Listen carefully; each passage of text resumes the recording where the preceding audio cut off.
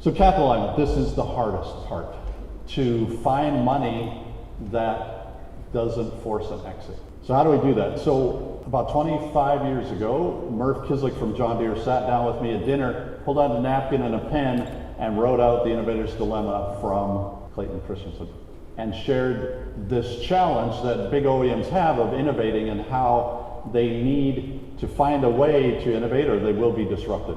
And so he did this little sketch on a napkin, and then I took that slide and raised about 200 million over the years with that very slide, saying, we are your answer to the innovator's dilemma. Here's how we can assure that you do not get disrupted.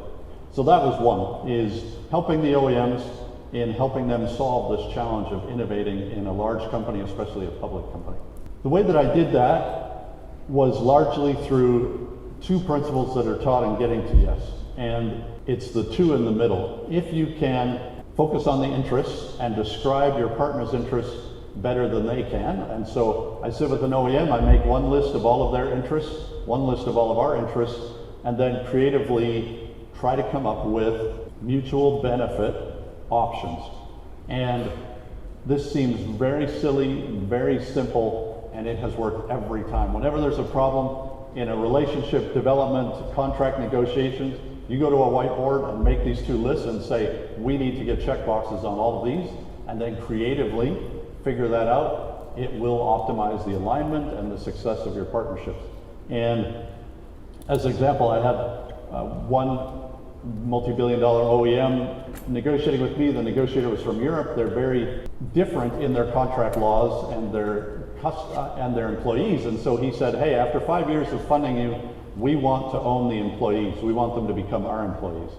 And I needed their millions of dollars, and so how do you get there? Well, we make our two lists. How do I creatively show him that if he truly demands that, then of my 100 engineers, which of the developers are going to want to be on his team if they're going to have to go to his company in 5 years, and show why what we want is in their best interest.